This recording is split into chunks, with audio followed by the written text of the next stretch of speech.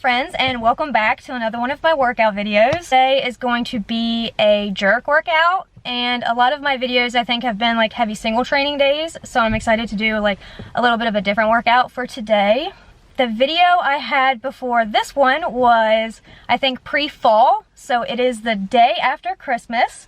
I am here full of Christmas cookies. I figured I needed to do another workout video because if I don't do them, then I'll forget about them. So here I am trying to tell myself to video this so I can make another workout video.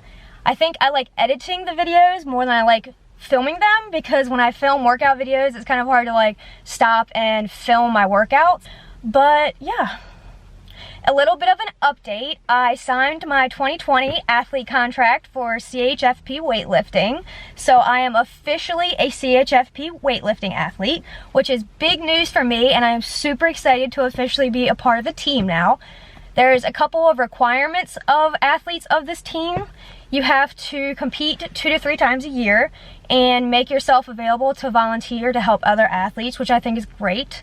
I have to attend team training a couple times a month, which team training is all the way up in DC, so it's definitely my camera died there in the middle of my sentence. But to go up to DC for team training a couple times on Saturdays, which is a huge time commitment for me because right now I'm going up on Wednesdays for group coaching, and I'm gonna add Saturdays on top of that, which, if you know, I live in Salisbury, Maryland, and CHFP is in Arlington, Virginia. So it's a good 2.5 hours to train, so it's quite a commitment to go every Wednesday and then at least 3 Saturdays of the month. But I'm looking forward to the improvements that I'm gonna get from being on this team and the experience. So I'm kind of like ready to dive in head first 2020 and see where this journey leads me. So I'm gonna go ahead and get to training because I'm really amped up right now. I'm like so excited after Christmas to get back in the gym and get some sweat going. So let's get to it.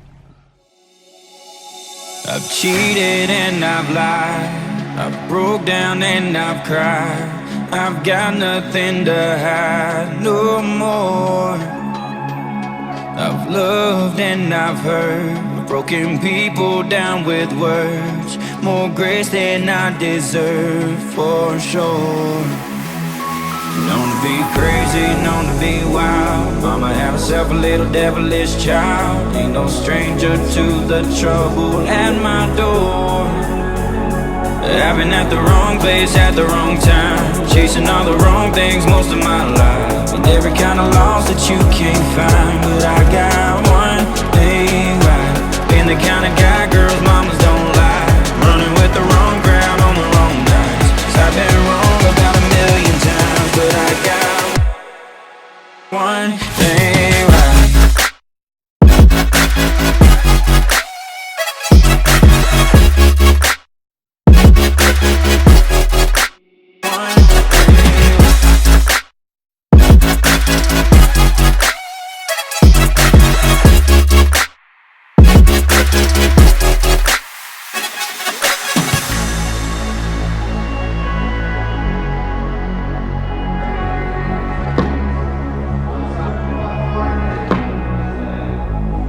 Saw right through my pain, kept us patient while I changed. Never even crossed your mind to walk away.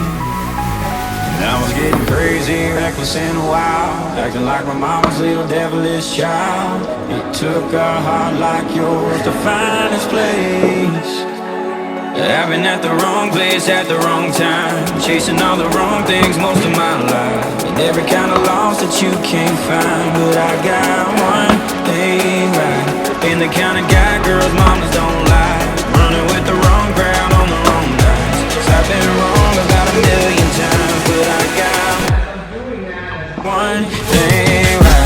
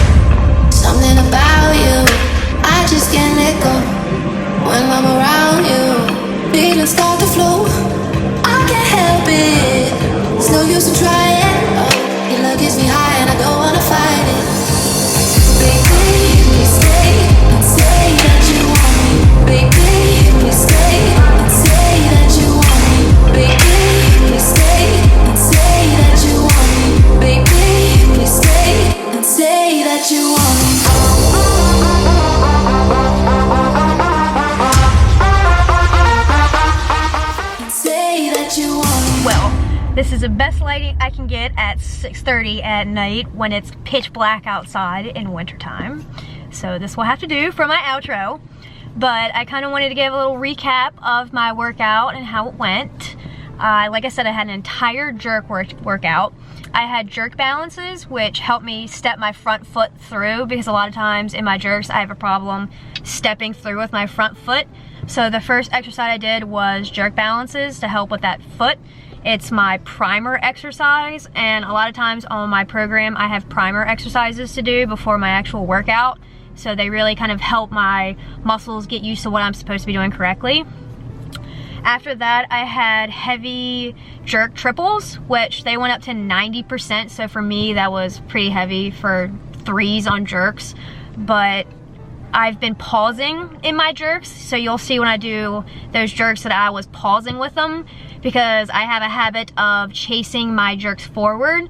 So along with me in that primer and stepping that front foot through with my split jerks, I pause them so I can really feel balanced in my split. That way I don't put a lot of weight on that front foot, because again, I have a problem keeping the weight evenly distributed. Because I feel like a lot of people think that jerks, like you put weight in one foot versus the other, when that's not true. A lot of times your back foot is supposed to hit slightly before that front foot. It should look like it's the same time, but the back foot will hit slightly first. So I've been really trying to get the correct footwork down.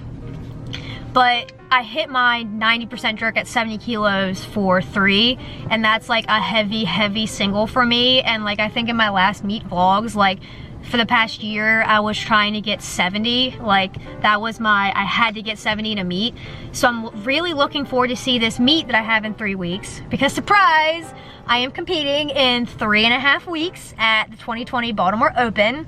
So I am currently ramping my programming back up to get me ready for this meet, because it has been since the Cap City, which was 2 vlogs ago, which has been so long.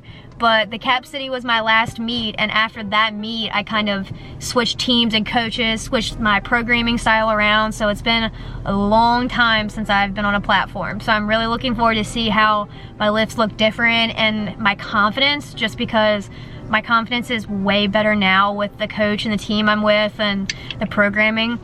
Like if I can hit something for 3 with a pause, there's no reason why I shouldn't be able to do it for a heavy single. Like obviously.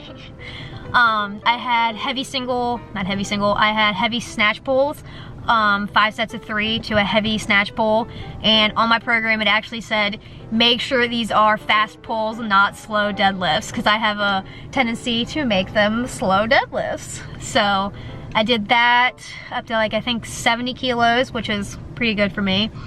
And then I had, for the first time ever on my programming, I had jerk recoveries, which were really interesting and really intimidating, and the gym had such a good old time watching me do those.